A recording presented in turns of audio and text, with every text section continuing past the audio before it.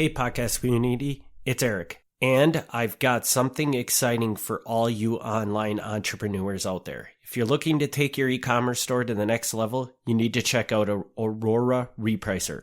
With Aura, you can effortlessly reprice your Amazon inventory automatically. Ready to elevate your Amazon business? Head over to MilwaukeeMafia.com/Aura. That's AURA to get started today. You're listening to Milwaukee Mafia, your podcast dose of Wisconsin Mafia and true crime history. Hey everybody, welcome back to Milwaukee Mafia Podcast. I'm Eric. I'm Gavin. And Gavin, we're back with the final re-record? I believe it's the final re-record. And where are we going? I think it should be Prostitution? Yeah, so it was called Early Prostitution, and you know, I was like, oh, I wonder what that was. So I checked, and I think I'm fairly confident this is the Vincent Crupi episode, because I did not find a Vincent Crupi episode in the archive. So I'm hoping that's what this is, or otherwise we'll have two of these. Well, if I recall, the Early Prostitution didn't really have to do with the Mafia. It just kind of set the tone for prostitution. Well, if that's the case, then I don't know. But if we don't have a Vincent Crupi episode, then we don't have a Vincent Crupi I didn't episode. see one in there, and, you know, unless it was called something funny, but I didn't see one. So that's what I did. All right. Well, let's go with it, man. Go with it. All right. So we got Vincent Crupi, who is the head of Vice, which is like the fancy way of saying prostitution, in Milwaukee in the 1930s. So whenever they say vice, that's referring to prostitution Or gambling. It's anything that's like sinful behavior. Okay. Yeah. Interesting. I never knew that. Yeah. Okay. So take her away. Yeah, so Crupi, he's this guy who runs these brothels on East Water Street in Milwaukee. He's a relative of the Guadalabene family. He's also distantly related to the Aliotos, the Tarantinos, the Balestrieris. So he's one of those guys. Very well connected. Very well connected, yeah. He came to America in 1907. He lived in St. Louis for a few years. Then he came to Milwaukee, where things, really got going. He married a woman named Mary Berent, who, if you cannot tell by her name, not Italian. It was not a church wedding, which would be normal. It was a civil wedding, and their witnesses were an attorney and a deputy sheriff. So, again, not normal, because more often than not, if you're a mob guy, your best man is like a mob guy. That's normally how this works. So very suspicious that instead of that, he's got, an attorney and a deputy sheriff. So I don't know if that means anything, but it stands out to me. But do you know definitively that this guy was actually a mafia guy, or is it? I do not know that definitively. Like, we cannot connect him to the point where he's handing over money to these guys, but he knows them. He's related to them. It would be very strange for him to be allowed to operate without them, okaying it. But yeah, he's definitely a weird outlier on how that works. Yeah, so on paper, he listed his job as truck driver, but that isn't really accurate. Like so many of them are. Yeah, so, he has these brothels. I don't know if it didn't go well for his marriage or what, but he ended up getting divorced not long after getting married, and actually not very cool about it, because she was in a long-term hospital facility for tuberculosis when he divorced her. She probably wasn't too thrilled about that. Could be wrong. Maybe she was thrilled about that, but I get the impression that he more or less dumped her at that point. She got sick and said, okay, I'm going to move on to the next one, basically. Yep. So he gets remarried to another, non-Italian woman. This one actually from Appleton, Wisconsin. Weird. Yeah. Again, for the justice of the peace, so not a church wedding. Strangely, on the wedding registry or, wedding certificate, he listed his job as unemployed. I guess it's better than saying truck driver when you're not a truck driver, but it's not really true either. He did this for years and years, but there wasn't really a whole lot of times he made the newspaper, so he apparently was really good at not making a big deal out of this, even though he's got a string of these brothels on East Water Street in Milwaukee, which for people who don't know Milwaukee, you should if you're listening to this, but if you don't, I mean, it's kind of right downtown. His fall kind of comes in 1930. After reports that Crupi was responsible for starting fires on East Water Street to scare off competition from other brothels in the area, detectives raided his place on East Water on October 10th. He was arrested for running the brothel and released on $750 bond. A trial was set. 4 women were charged with being inmates, which is the polite way of saying prostitutes. Another place that he ran was also raided. The Vice Squad actually raided 5 establishments that same day and arrested 13 persons. Vincent Crupi was arrested again the next night.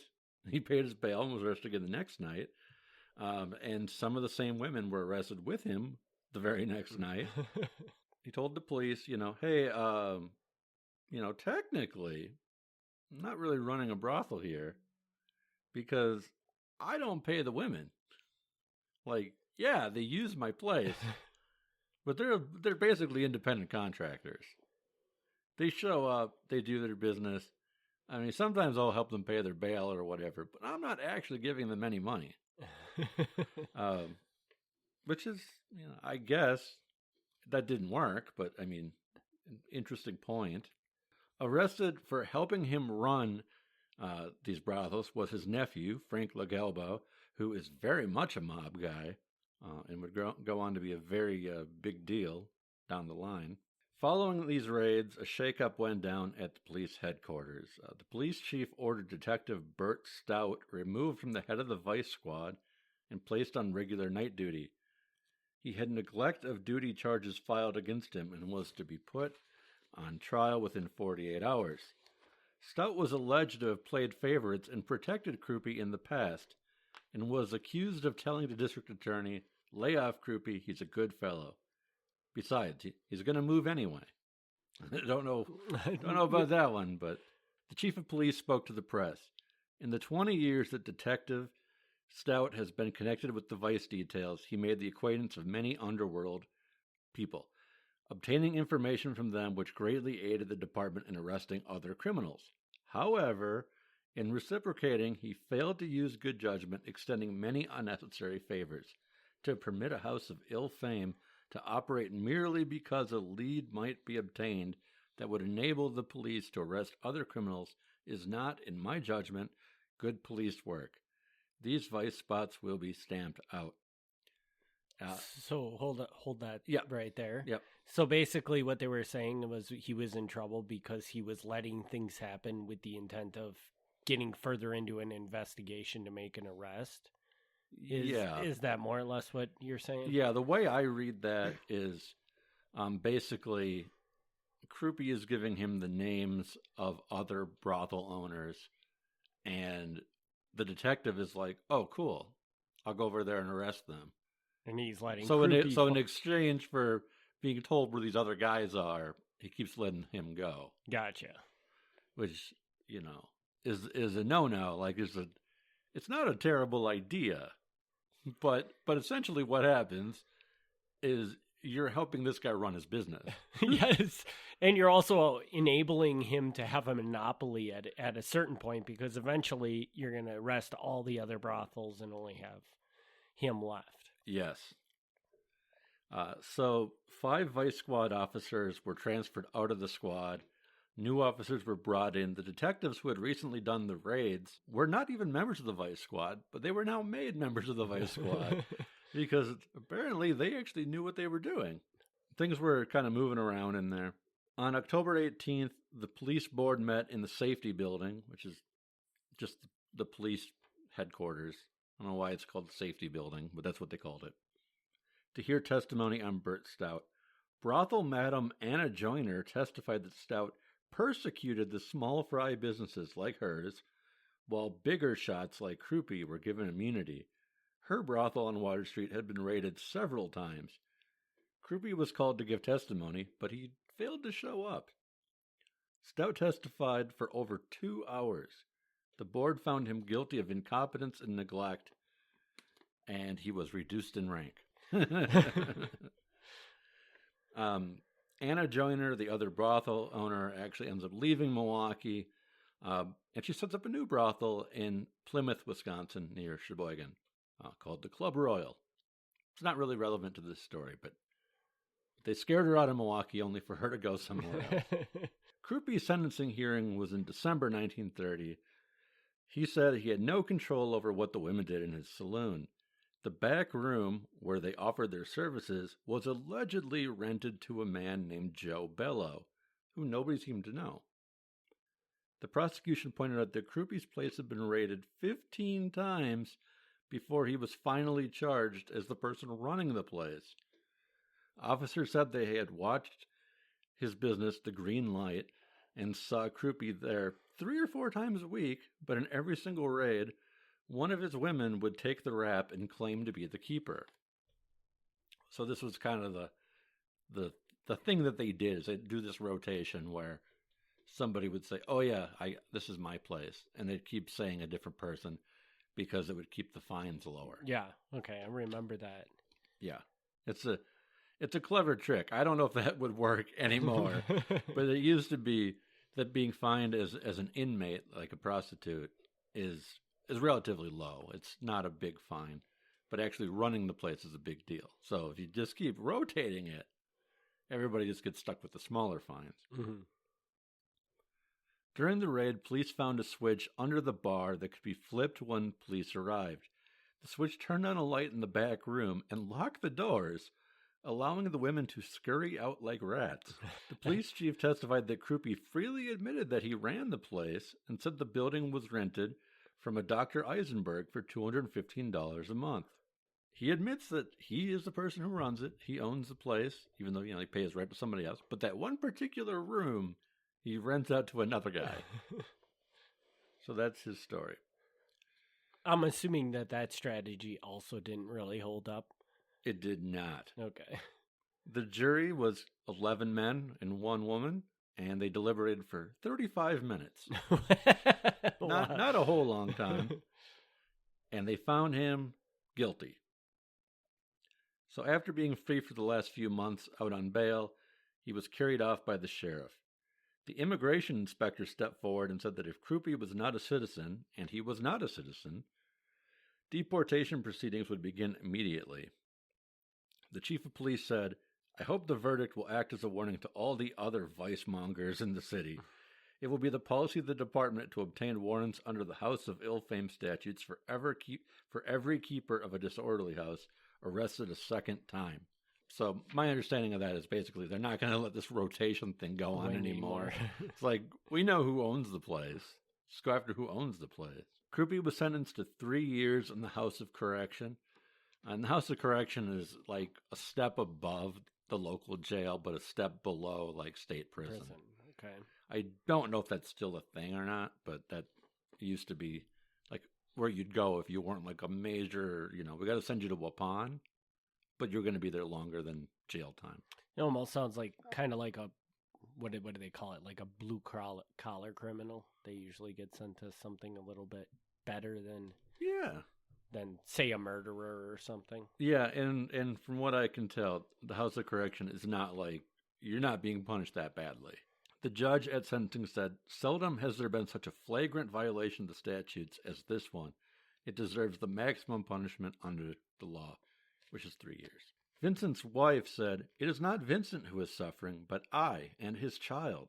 If I had known what kind of place he was running, I never would have let him operate." Which, by the way, I don't happen to believe that she doesn't know. Maybe she doesn't. I mean, I guess there's no reason she would have to know.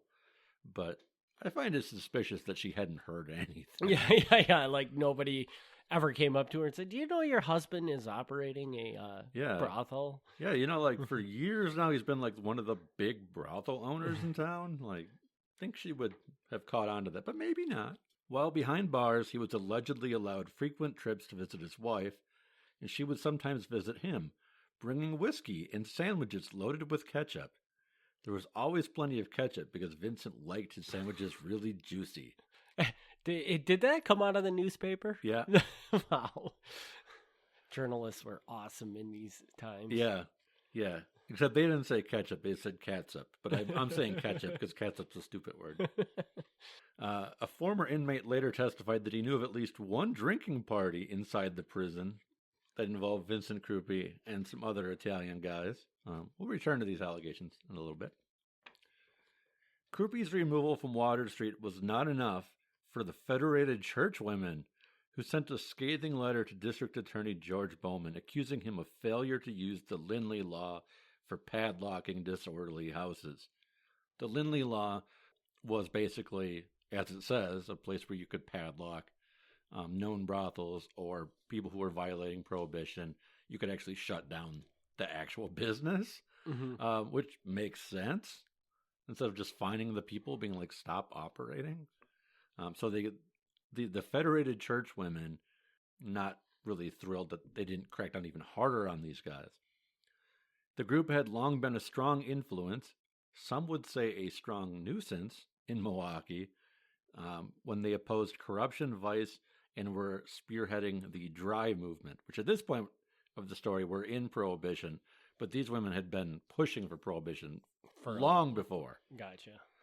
Like, being anti-prostitution, fine. But being anti-booze in Milwaukee, ooh, jerks. District Attorney Bowman replied to the group. He says, "Permit me to thank you for your little letter of trust and encouragement." He cited his involvement in the arrest and conviction of Crupi. He further pointed out that the Wickersham Report of January 1931 declared Milwaukee number one among American cities in the successful prosecution of vice. Now, this is something like I've known about forever. Like, since I first started looking at this. The Wickersham Committee and the Wickersham Report came out, and like this was like a federal thing where Congress looked into prostitution across the country. And I know that Milwaukee was considered like really clean compared to other cities. Really? But I've never seen the actual report. And I would love to see this because I'd love to know like what they were looking into and how they made these determinations. But I've never actually seen the Wickersham Report. Is it something you can get your hands on, or is it something that they keep locked up in a... No, it's public, but it's like, it's weird because now when Congress releases a report, you go on Congress's website and it's a PDF file. Mm-hmm. But this is like 100 years ago. So it's like in the congressional office, like in a dusty drawer. So it's like, yeah, you can get it, but it's not like they mass-produced copies of this for people to read. I mean, maybe they did at the time, but I mean, they're not rarely around anymore if they did. But of course, besides me, who would read it? I don't know. There's probably like 5 other people that you know how many jump all over like that. The government's printing like massive 100-page reports constantly. Nobody reads those. Crupi applied for a pardon from Governor La Follette. He stressed that his wife and child were both American citizens, so it would be a burden for them to relocate to Italy if he was deported. So, that's a valid point. He argued that there was no clear evidence connecting him to the prostitution. Again, he's again saying this. And he raised that the room in the back of the saloon was rented by another man. It wasn't him. And that man would have been in charge. He said, on top of all this, I'm a really good dad, so you should probably let me out. The pardon was denied. Crupi was released from the House of Correction after serving his full term, and then he was sent to the Milwaukee County Jail to await deportation. He was going to get deported like immediately after serving his time. Mm-hmm. Why you wouldn't just deport him instead of putting him in there for a couple of years, I don't know. I think, like, as a taxpayer, you'd be like, let's just get this guy out Yeah, of here. yeah. If we're gonna deport him anyways, we Yeah. don't need to throw him in jail and waste a bunch of money. Yeah, like, oh, we're gonna feed him for 3 years before we throw him out. Like, okay, whatever. But I mean, I don't make the rules. Whatever. Okay. Speaking to the press, Crupi said that deportation was going to be hard on him. I will be lost. I'm 39 years old. I left Italy when I was only a child. I can talk Italian okay, but I can't read or write it. That's next to impossible. I have done wrong, but I have served my time as other wrongdoers do, so I can't see why this extra punishment, being banished from what is my homeland, must be given me. It's just like fixing up a dose of poison for a man and then pouring in another bottle of poison on top of the first bottle of poison. Crupi pointed out that his family was native to the state, as I said. We're all human beings, after all, and we will be lost over there. The only relative he claimed to know in Italy was an aunt who is now 74 years old and in poor health. But despite this, he was deported, and his wife and child joined him. I actually, to be fair, I think there's some decent points here. And of course, you know, the law is the law. And if you're not an American citizen, you can get deported. Like, but it is a crappy situation. Like, when he came here as a child, he can't even really speak Italian or read or write it worth a crap. And then he's got to go live in Italy. Like, oh, that sucks. Well, and just go live in a culture that, I mean, is very different from what he was used to, and threw his life into a complete chaos, basically. Yeah, like, I mean, I don't want to go on a tangent about, like, immigration laws, because that's, you know, that's controversial, and nobody likes that. But that, I'm just saying, like, that's crappy. Like, if you did come over as a kid, and then, like, oh, now you're going to send me to a place that I don't even remember being from. Like, I would... The thing Tough I find break, guy. The thing I find interesting about this, and maybe you have a good answer to this, but I mean, how old is he when he gets thrown in jail? He's got to be in his 30s. Well, in right? his 30s, sure. Yeah. So if he came here as a kid, did they just really not have a process to get citizenship at this point in time? Or... They did. I mean, he could have done that, but just it wasn't really like a mandatory thing, and they just kind of, a lot of people just never did it. Is that? Yeah, that's pretty much it. So I don't know what the process is today, but back then there would be 2 steps. There would be your declaration of intent, where you file this thing saying you want to be a citizen, and then there's a follow-up that you do later on, which is called naturalization, where you actually become a citizen. A lot of people didn't do either one, and a lot of people only did the first one. And the government really didn't do anything about that. Like, if you go back and you check, like, your great-great-grandparents, you know, whether they're, like, German or Dutch or, you know, whatever. Like, everybody around here is German and Dutch, but, you know, people come from everywhere. Right. Like, most of them didn't bother to actually do it. They just, like, bought farmland, and they were like, all right, I'm good. And, like, as long as they stayed out of trouble, nobody did anything about it. And for generations after that, it didn't matter, because even though maybe your parent was not a citizen, as soon as you were born in this country, they automatically make you a citizen. Right. Exactly. So, like, that's a lot of times how it works. People would come over, like, a couple would come over, they'd buy a farm, or, you know, maybe not a farm, but in Wisconsin, it's generally a farm. And then, you know, they start having a bunch of kids to work the farm, and the kids are all citizens. So the parents are like, whatever. Like, that's, like, really, really common. So I don't know at what point that changed, where they actually really cracked down on that, and you couldn't really be here without going through the process. I don't know. But for a very long time, it was, like, super loose. It just was, if you got into the country, you could stay here. Yeah, if you got in and you had a job, like, good for you, you're here. So I don't know. I'm sure that, like, that's a really easy thing to look up, but I don't happen to know that answer. All right, so Crupi never returned to Milwaukee.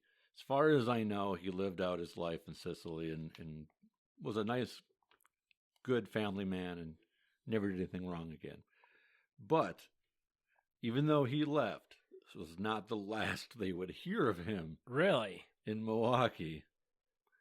After he left, These rumors about what was going on in the House of Correction reached the county board, and they decided that they were going to conduct a full investigation. So a former guard at the House of Correction brought in a diary that he kept, and he kept a record of his daily activities for the previous 10 years, so he's very thorough, and some of his entries were scandalous. The most outrageous episode was on December 31st, 1933, so New Year's Eve, when Vincent Crupi allegedly threw a wild party, complete with a female inmate giving a fan dance with the aid of 2 large fans. And here when we say fans, we're talking like the big round things you hold in your hand, not like an electric fan. With the aid of 2 large makeshift fans, the woman paraded around in the nude, challenging the men to get a glimpse of her body. But with her skillful use of the fans, they could see nothing. The next day, guards had to clean up 42 smashed windows and a dozen broken benches and chairs. So it was a good party from the sounds of it. It was a pretty good party. Yeah. When interviewed by the newspaper, a former inmate said that he would smuggle love letters out of the prison for Crupi in the prison laundry, sometimes with $300 rolled up inside. In exchange, Crupi provided him with an inexhaustible supply of liquor and tobacco.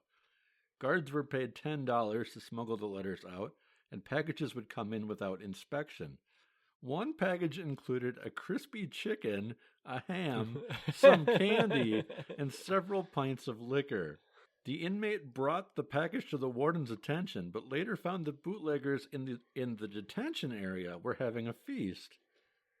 The prisoner said he would write House of Corruption on the laundry baskets as a joke. The inmate was a trustee in solitary confinement, and one of his jobs was to carry a knife on him to cut down prisoners who tried to hang themselves. He did succeed in cutting down a few men over the years, but he did fail with 2 of them. So, I don't know what's going on in this place. But in one section of the prison, people were drunk having a party. In another section, people were hanging themselves. It's pretty terrible. A famous bootlegger from Green Bay, who was in the House of Correction, known as King George, he appeared before the grand jury. He had a large diamond ring on his left hand. He testified that the head of the prison took him to the Northland Hotel in Green Bay on a visit, and they had a party there with several other Green Bay residents. The men drove there in a county car and stayed overnight. Their cover story was that the travel was so King George could get a deed from a safety deposit box that he needed in Green Bay. But really, they were just having a party. So this prison is ripe with corruption on all levels, it sounds like. Yes. Crupi wrote a deposition from Sicily explaining his ability to have visits at the Milwaukee prison from his wife and to make visits home. He wrote, "Over 20 times I went out of the prison in order to go to a dentist and have my teeth taken care of. I asked permission of the deputy, who had a guard accompany me. It was during these visits that Crupi was given 2 hours at his home with his wife. He said he never brought liquor into the jail, but others did, and the prison guards bought and sold the alcohol.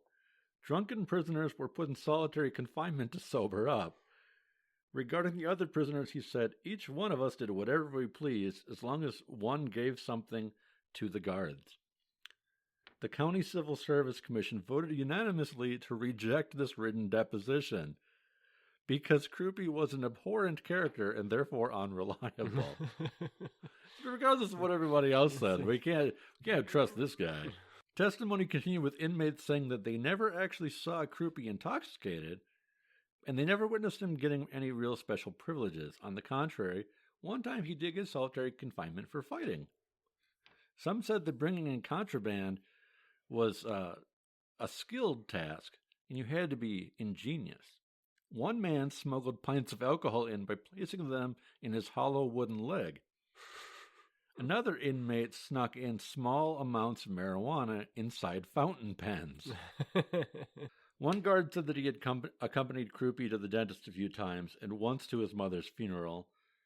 The guards were told to arm themselves with a revolver on these trips. They said, well, we had to carry the gun because we knew that he was wanted by immigration officials for deportation. And if he had escaped, that would have looked really bad for us. Not that it wouldn't look bad anyway, but knowing that somebody else already wants him when he's done with him. The guards all denied getting any money from him, which, not really surprising. Yeah. With Crupi's claims considered discredited by the board, the investigation was over. And most of the people there kept their jobs. There was a little bit of a shifting around, but no huge makeovers in how the House of Correction worked. So I have a suspicion that most of the stories were true. And probably just kept right on going. Yeah. After this all went down. Yep. So within 3 months of this investigation wrapping up, 7 men escaped from the House of Correction.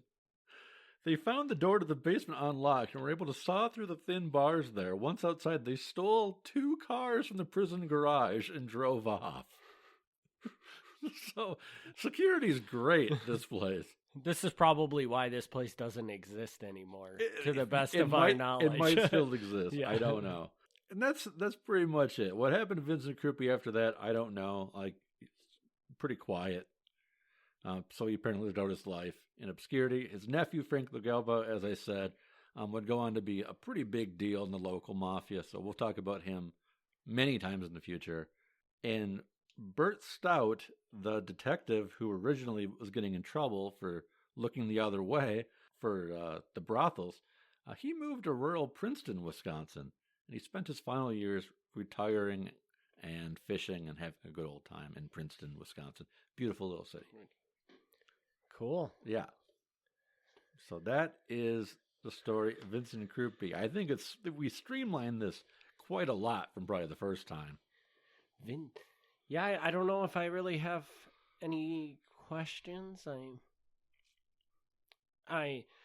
So we do not know really if he had any connection, whether they were mafia-owned per se brothels that he was running. We don't. And there's some things I could probably do to better look into that. I know for one thing that I did not get the pardon papers. He wasn't pardoned, but still applying for it and all that. And sometimes that will give you hints because of who will write in letters and supporting you and saying they'll hook you up with a job and that sort of thing. So there might have been a link there. But in general, in the newspaper, no names ever came up that are known mob guys. So we don't know who he was paying. Really, the only links there are that he's related to some of these guys. He lives in the Italian community in Milwaukee. He's obviously a criminal who should be kicking up money, because why would they let that happen? And finally, his nephew goes on to be a pretty big deal in the mafia, which would, to me, suggest that he was, this guy also was, and he was, working with him. Or he had to have some sort of connection. I mean, there's just too much. Well, but then again, we're back in what era are we? Late 20s, early 30s. So, I mean, the whole Italian community, again, is really small at this point in time. So it is slightly possible that he just happened to know all these people. He was a criminal. I mean, he was running illegal businesses. He would absolutely know them. There's no doubt of that. But I can't, that's what gets me is you cannot run this kind of a business where everybody, except your wife apparently, everybody knows you're running this business. He would get, if he wasn't paying up to them, he would be a target of bombs or something. But would something play into the fact that he was so tight? He was related to Alioto's, Balistrieri's, all these people. Would that play in a role where they would just kind of look the other way and let him? Maybe. And it's funny because, normally, as you know, I'm always, super skeptical. And I'm show me the facts. But in this one, this is, an instance where, I'm going the other way on it. And I'm saying, I cannot prove this guy was a Mafia member. I just can't. I don't have anything that's like clearly there.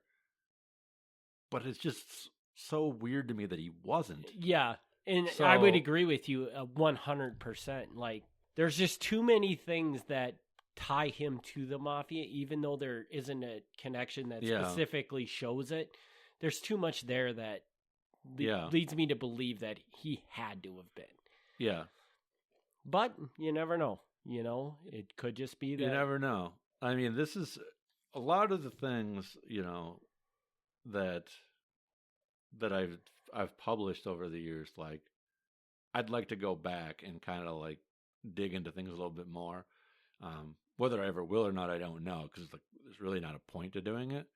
But now, like that I'm aware of a couple sources that I wasn't aware of 10 years ago, I'm like, ooh, maybe I could get that one little nugget, that which to the reader, you know, isn't going to matter. But to me, I'm like, ooh, maybe this is the link I'm missing. Mhm. So, again, like here, the one thing I know for a fact exists that I don't have is his application for parole. And there might be something in there. I don't know. I'm just curious. What would an application of parole show that you think could tell you something? Like I say, primarily it would be who's vouching for him.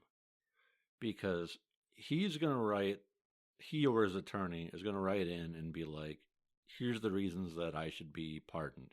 Mm-hmm. And the governor is going to write their opinion of why he should or shouldn't. But a lot of times, between the asking to be pardoned and then being pardoned or not being pardoned, a lot of people will write in letters or submit things one way or the other. And that's the part that to me is interesting. Okay. Like, I could tell you pretty reliably what he would say about why he should be pardoned. I don't think I'm going to be terribly shocked by that letter. And I don't think I'm going to be terribly shocked by what the governor says in response. But if a well-known business owner who I happen to know is a Mafia guy, this guy's been really good for the community, we got to get him out. That's where it's going to look really suspicious to me. Again, that's not proof that he's a Mafia member, but that would definitely jump out at me more. And I could see that where, and a lot of people might write in with other things that he might, they don't necessarily can't prove that he did, but that person might be saying like, I'm telling you he did this, and maybe that'll put you in a direction where you could make a connection now with the information you have that shows, yeah, he probably did do that, and if he did do that, he's definitely Mafia. So actually, I could see how that would be. That's almost like you going out and interviewing a bunch of people just to collect information, but obviously you can't do that because they're all dead. Right. So and sometimes you find some weird things. Like, I don't expect this one to be very weird, but there was a case in Madison where a guy applied for a pardon and he did not have an attorney and he was not right in the head. And like one of the letters he wrote, like asking to be pardoned, like you can do like a 1-page like thing, like here's why, because they're going to look at your record and decide, like, you don't need to really do a lot of convincing. Mm-hmm. This guy wrote like a 70-page like handwritten ramble of like how everybody was out to get him and like, you got to help me. And like, it is a bizarre thing. Like, I don't know what was going on there, but I don't know if that would convince me to pardon him, but it would definitely convince me that he needs help. Like, well, like the prison might not be the right place for this guy. And I would lean towards if he sat down and wrote a 70-page letter, yeah, maybe 2 paragraphs of that letter were ever read by anybody. Yeah. And in this decision process, they probably read the first 2 paragraphs and said, okay, look at his file. Yeah, we'll make that decision. Yeah. So yeah, by the time I got around to doing the Madison book, like then I was like really aware of some of the things that I could look up, and like knowing that the pardon files was one of them. And yeah, so I would just do that routinely. You know, I'd be like, see what's in these. And most of the time it's not that exciting. But that was like, what the heck? But that's a whole outside of this story. But anyway, like that's if there was anything I would add for looking things up, it would be that. I would see like maybe it would add nothing, but I would like to know. Mm-hmm. And now, at one point in time during the podcast, you had said that he went back to Italy and lived his life out, as best you could tell, peacefully. Probably. So, do you have a way to go through and like look and see if he ever got into trouble with Italy? Do you have a system for that? So I don't. You're just assuming that he like. That's just me saying like he was probably fine. I don't know. But I know that he didn't come back. Like, he didn't try to be like, well, I got deported, but guess what? I'm coming back. That didn't happen. And is something like that pretty common for people to do? I don't know if it's common, but it happens. It's definitely been known to happen. And is it, for the most part, easy to do? Or it seems like it. Like you can just literally come back and... I know of a few situations where people have been deported and they came back in. So I don't think today that would slide very well at all, but I know of some situations where it has happened. Yeah. Gotcha.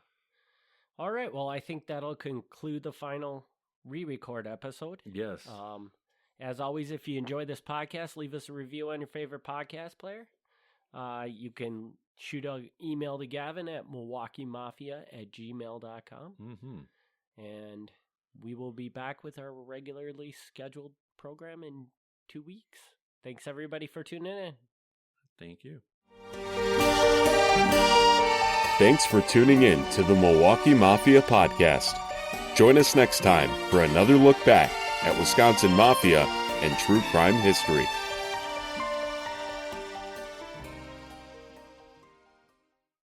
Hey entrepreneurs and website owners, if you're ready to take your online presence to the next level, you need a reliable web host. And that's where HostGator comes in. HostGator is your one-stop solution for easy, affordable, and powerful web hosting. Whether you're launching a blog, an online store, or anything in between, HostGator's got you covered. Don't miss out on creating the website you've always wanted.